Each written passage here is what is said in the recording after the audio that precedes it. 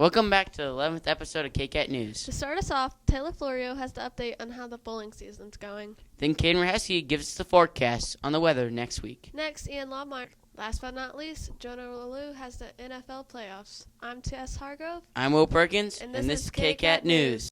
I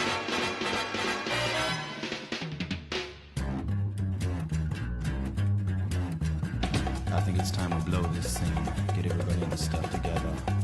Okay, 3, 2, 1, let's jam.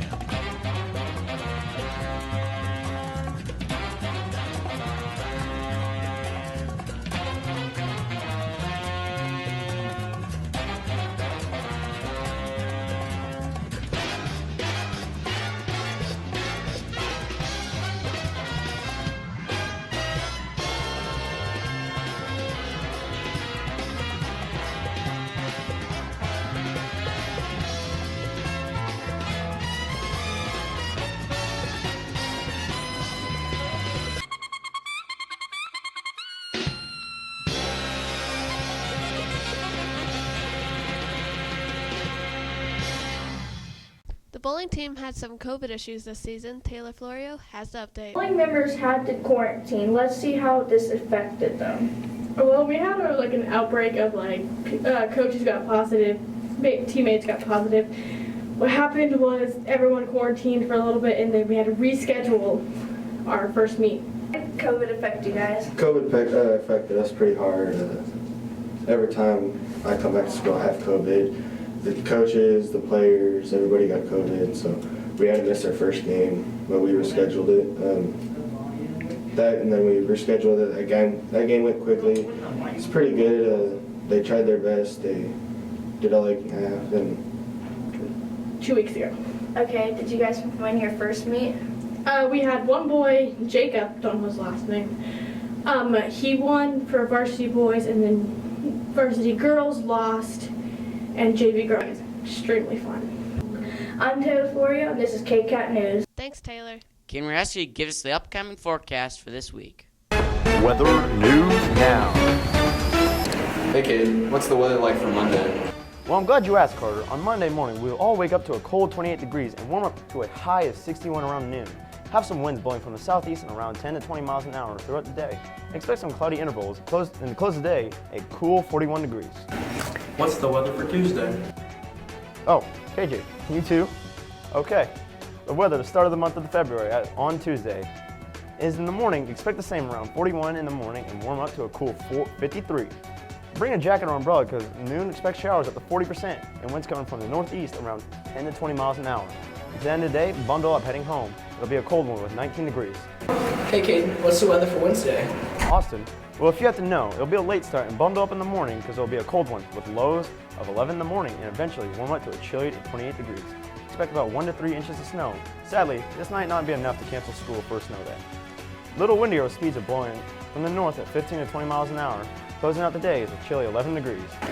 What's the weather for Thursday? Weather for Thursday? Oh, yes. To start today, we'll have a skin freezing temperature of 11 in the morning and warm up to a chilly 31 degrees. Winds from the north and around 10 to 15 miles an hour. What's the weather for Friday? Friday, the best day of all. In the morning, around 15, but we'll get to a warm 35 around noon. Still, some light winds from the northwest at 10 to 15 miles an hour. But leaving school, Friday expected to cool down to a cool 30 degrees. At your weather for this week, meteorologist Caden Raheski, KCAT News. Thanks, Caden. Ian Lawmeyer has the latest news. On August 26, 2021, Christopher Dietrich was in a car accident on his way to the school. We interviewed him about his accident and what he had to say about it. Everything that I did after the accident just felt terrible on my joints. It left me extremely sore, when I lifted and wrestled. But I knew that if I continued to stick with my routine, everything would get back to normal pretty soon. So having that little bit of knowledge kind of motivated me to stick with what I was doing. I was not only just upset because, I was looking forward to having a good season. After placing at state last year, I wanted to come back and place in all 3 sports. So first of all, I was upset about how I was going to do, but I was also pretty upset about some of my friends were seniors this year, so I wasn't able to run with them in cross country. But Coach let me stay for practice and go to some of the meets, so super thankful that Coach Roderick let me still be part of the team, even though I wasn't running. It's hard to say what's considered recovery because my shoulder still hurts sometimes, and I need to take precautions in order to protect my ankle. I wasn't able to walk for 12 weeks, so if you count not being able to walk, it was about 12 weeks worth of recovery until I could walk in a boot. If you count until I was able to do everything I was before, I started wrestling like last week, so probably about 21 weeks. But I mean, overall, the recovery process is still going on, but I can still do a lot of things now. The 12 weeks where I wasn't able to walk was probably, without exaggeration, like the worst weeks of my life.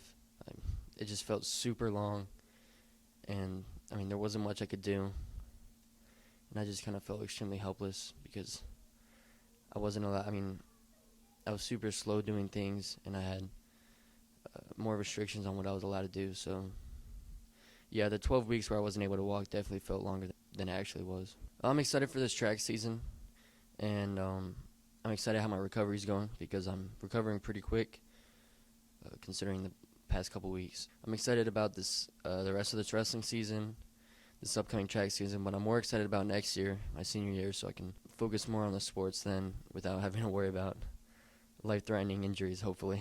After all he's gone through, Chris is looking forward towards his future in track and wrestling and knows that he'll get through this. Ian Wilmeyer, KCAT News. Last, Jonah Lalu brings students in to talk about the NFL playoffs. Welcome to the KCAT NFL Recap. The NFL playoffs are officially underway, and there's a lot of action to run down. The playoffs kicked off with the Bengals defeating the Raiders 26-19, securing Cincinnati's first playoff win in 31 years. Later that night, the Patriots went to Buffalo to take on the Bills, but were immediately taken down by a final score of 41-17, led behind Josh Allen's 5 touchdowns. The playoffs continued the next day with the Tom Brady-led Buccaneers defeating the Eagles 31-15 in what was easily one of the most uneventful matchups of the weekend. Then the 49ers came into Dallas to defeat the Cowboys 23-17, and this was the first upset of the playoffs. Later that night, the Steelers, hoping for one last playoff run with Ben Roethlisberger, fell short to the Chiefs by a final score of 42-21. Wildcard action concluded Monday night between the Rams and the Cardinals, a game that we were excited for all week, but turned out to be a blowout, with the Rams taking that one 34-11. With the divisional round starting in just a few days, let's take a look at some other students' predictions for the rest of the playoffs. I'm here with Kyler Smith, and we're here to talk about our predictions for the remainder of the NFL season. Okay, first game will be the Titans versus the Bengals. Kyler, who do you have for that one? I have the Bengals winning that one. Why is that? Joe Burrow, in my opinion, is a better quarterback than Ryan Tannehill, and the Bengals' offense has been explosive lately, and Derrick Henry just coming back from an injury. I don't think he'll do that well. All right. I will pick the Titans because I believe in Derrick Henry, and I'm a big fan of him, so we'll see how that goes. The next AFC game, Chiefs versus Bills. Kyler, what are your thoughts? I have the Chiefs in that one. Chiefs playing at Arrowhead. That stadium gets loud, and I don't think Josh Allen will handle the pressure that well from the Chiefs' defense. All right, I also think the Chiefs because they are killer at Arrowhead, and I don't see the Bills being able to come in there and get that win. The first NFC game, Packers versus 49ers. Kyler, who do you have? I have the Packers winning that one. Packers this season have been a different type of team. The offense is more explosive. Their defense has been stepping up and making big plays. So I have the Packers beating the 49ers. I agree. I think 49ers can very well give Packers a fight, but I think Aaron Rodgers and the offense just too good. Okay, final divisional game, Buccaneers versus the Rams. Who do you have? I have the Rams winning that one. The Rams, without some of their defensive players, they did really well, and now they're bringing back some of their corners. And with the Buccaneers offense, a little short staff with only Mike Evans and Gronk losing Antonio Brown, I don't think Tom Brady can pull through against the Rams defense. Yep, I also have the Rams for the exact same reasons. So for Kyle, your AFC championship you've chosen is the Bengals versus the Chiefs. It will be in Kansas City. What do you think about that? I think the Chiefs will win that game. It is in Arrowhead. Stadium's loud. Joe Burrow is young. I don't think he can handle the pressure of that defense. I feel like the Chiefs know what the Bengals are running, and they can stop Jamar Chase this time. So your NFC championship game you selected would be the Packers versus the Rams. That would be in Green Bay. What do you think about that? I have the Packers winning that one. Packers have already beaten the Rams in the season before, and the Rams are a very streaky team. They're off and on, and I don't think they can handle this big-time game. All right. And Kyle, your Super Bowl prediction is the Chiefs versus the Packers. And who do you have for the big game? I have the Chiefs winning the Super Bowl. The Chiefs did beat the Packers early on in the season, but they did not have Aaron Rodgers. But I still think the Chiefs defense can handle against the Packers offense, and I think the Chiefs will win that game. All right, thank you, Kyler. We'll see how your predictions turn out. The divisional round this weekend was one to remember, so let's get right into it. The Bengals played the first-seed Titans, and with Derrick Henry returning, this was no easy task for Cincinnati. But with just over 20 seconds left, Logan Wilson caught a tipped interception and set up a 52-yard walk-off field goal for Evan McPherson, which he nailed.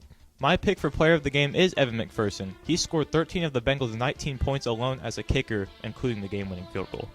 Action continued later that night with another David and Goliath type game between the Niners and the Packers. This was not a pretty game by any means. Neither team could move the ball really at all offensively, but with just under 5 minutes to play, the 49ers blocked the punt attempt by Green Bay, and it was scooped up and returned for a touchdown by Talanda Hufanga to tie up the game. The Niners later drove down the field to set up a 45-yard game-winning field goal attempt for Robbie Gould, which he also nailed.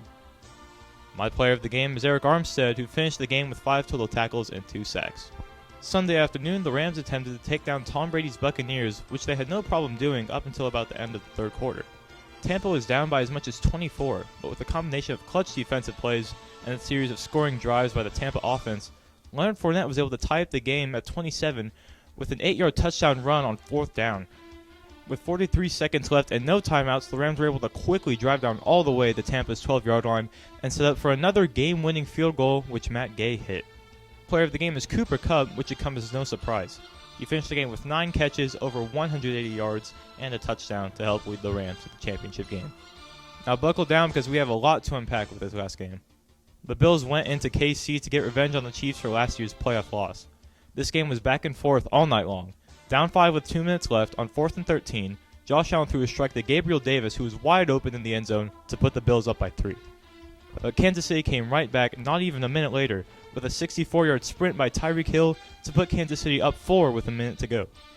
But Josh Allen and the Bills wasted absolutely no time driving down the field, with another touchdown to Gabriel Davis, which was his 4th of the game, setting an NFL postseason record for most reception touchdowns in the game. With 13 seconds left and 3 timeouts, Kansas City would need a miracle to even have a chance to win. And in 2 plays, Harrison Butker was able to set up for a 49-yard field goal to send it to OT, which of course he hit. The Chiefs were able to win the coin toss in overtime, and from that point on, you could call it game. The Chiefs drove down the field with no resistance from the Bills' defense. Patrick Mahomes threw a back shoulder fade to Travis Kelce in the end zone to send the Chiefs to the AFC Championship. Looking to the end zone for the win! He caught it! Ball game! Chiefs to the championship game! If I could pick multiple people for player of the game, I would, but this is my segment, so I make the rules, and that's exactly what I'll do. My picks for player of the game are Josh Allen, Gabriel Davis, Patrick Mahomes, and Tyreek Hill. All night long, these players were electric. Gabriel Davis and Tyreek Hill combined for 19 catches, 351 yards, and 5 touchdowns. Josh Allen and Patrick Mahomes combined for 60 completions, 844 total yards, and 8 total touchdowns.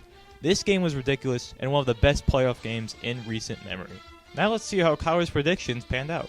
I have the Bengals winning that one. I have the Chiefs in that one. I have the Packers winning that one. I have the Rams winning that one. Great job, Kyler. This was the KCAT NFL Recap. Jonah LaRue, KCAT News.